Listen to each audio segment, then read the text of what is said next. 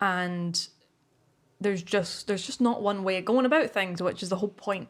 Yeah. It's the whole wait. point. I want to bring it back to you. Yes. So let's talk more about your experience, My not experience. just everyone else, because you're the only person that could describe your experience. So kind of... Let's hear your story. Unless I have like an evil twin, which I hope I don't. She's standing right behind you. It's your alter ego. In that case, my family have really held some secrets from me. Yes. I just wanted to kind of like touch on relationships. If you've have you had like a first love, and what was that like? Because you know how you were saying in high school it was kind of difficult, and you would get asked and you'd be like, what? I don't know. Yeah. So how did you kind of like surpass that? Well, and I think it was maybe my third year of high school. Well, I had a lot of like people fancy me, and I was very unfortunate for them, because it was because that sucks for you.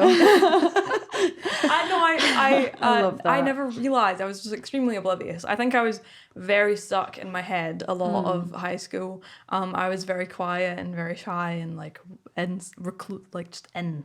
I was like, I could protect myself that way.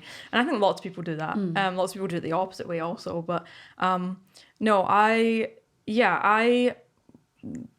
met this girl called Emily, who I met in like third year. So I think I was like, 14, 15-ish, around then.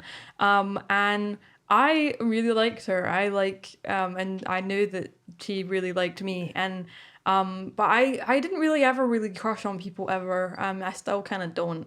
I don't know why, but yeah. So we were, and it was kind of the expectation that like, in high school, well, this person likes this person, you go together. So we like it was so cute actually, because we had our friend basically like pass messages between us because we were too shy to like actually cute. Just go up to each other and be like, hey, want to hang? Yeah. So we had like the message, and it was like so high school. She was like, I like you too. Do you like me? Check this. It was pretty cute, but. No, we kind of went out for a bit, and it was all, we were both struggling with a lot of things. Like we were both really unhappy, like really unhappy teenagers. So there was kind of like that, and then it was kind of like, what is this?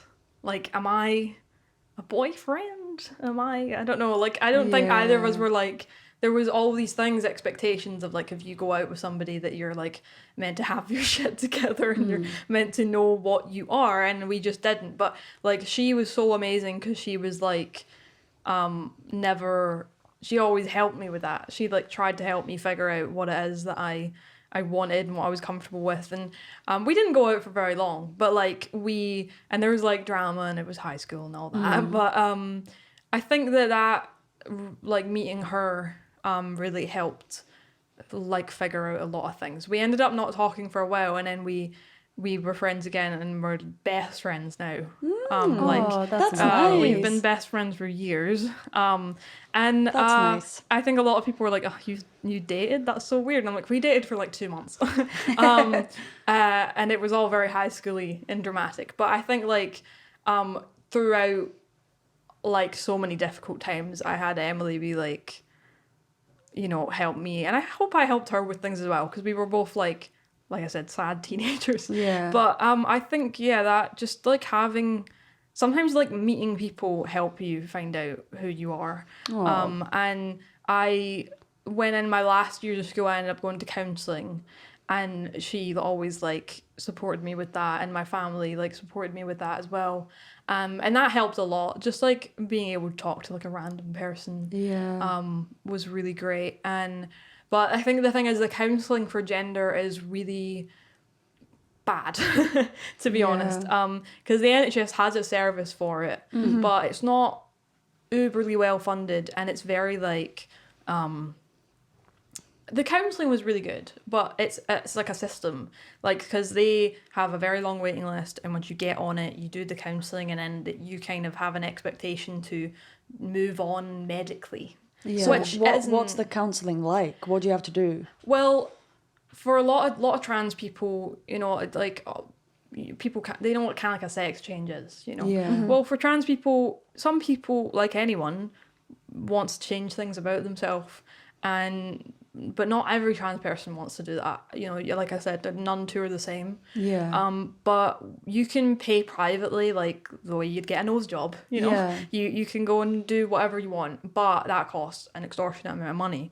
So the NHS does have a system that supports trans people, but it's not brilliant because it's still quite, some of it is still old fashioned ideas like binary systems. So when I went, the counselling was great, but when it got onto the thingy of like, are you a boy or a girl, it was all very like, this is still not helping. Yeah. This is still not helping. Yeah. And I don't think I truly really realised I was non-binary until those sessions ended, which was when I finished high school probably. So I was like 18. It's not really that long ago actually, but because for the longest time I thought I was like I identified as being a boy, and I still kind of like people thinking I'm a boy because it's fun, but I kind of most of the time find it enjoyable when people are like, what is I kind of like, I used to be really comfortable with people being like, what are you? And now I'm just kind of like, I'm making people think. Yeah. I'm confusing the fuck out of people, which I think is always a great start to a conversation. I kind of embrace the difference now. I think it's Nice. I think it's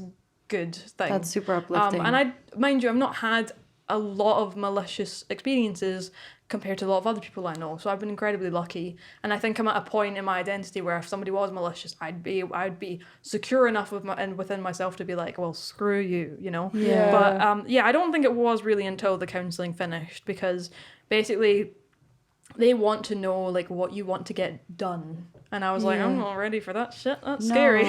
And a lot of other people would want to do stuff and go in medically, but I just was like, no, like I don't really want to do that. I just want to chat. I just want to chat. Like I just want to. So there's a whole. I don't really know a huge amount about how it all, because I left pretty early. But so it was, you decided to leave because you just felt they weren't getting what you were talking about, or? I wanted to leave because I felt I'd said what I needed to say for the time, and I think it had really helped me, but I just think I was like ready to go and just try and like do the being myself rather than talking about doing the being myself. And also one of the counsellors I had was this like funky middle-aged woman. She was fucking amazing. I can't remember if her name began with it began with a C, I'm sure, but I had like 3 different people who all had like a name beginning with C, and I like don't remember. They were all Carols. They were all yeah, not Karens though. Karen they were with the a C. opposite Poor from Karens. opposite I know. from Got such a bad rep. Just the name though. But no, it was one of them. She was retiring, and I was like, oh well, I'm not gonna get better than her because she blew my mind. Yeah. So I was like, no, I'm ready to like leave. And I'm glad I did, because I felt like it was like, okay, well I've gone and done that, and now I can like try and thingy. But it was a weird time because it was like I was finishing high school and I was like going to college, and I was trying to get into art school, and it was like, I've always kind of used education as like a focus to get away from other things. You can. And I'm a big nerd, so it worked out.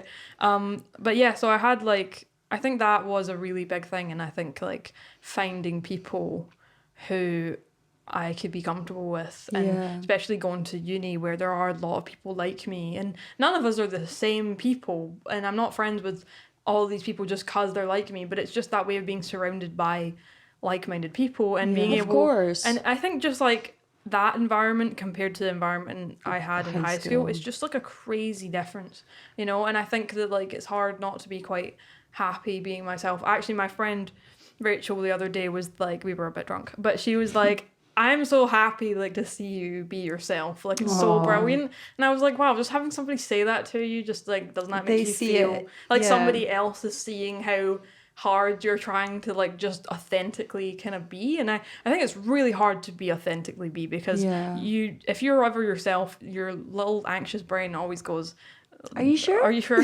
And I definitely still do that, and I definitely like, I'm not like perfect in how I feel about everything, and nobody ever is. Like like I said, you always change, and life turns you all over the place. How would you describe your like because you were going through all these different emotions and kind of like going through all these different changes and trying to find yourself, how do you think your mental health was affected in like specifically like high school? Badly. I swear Melanie reads my mind. That was my next question.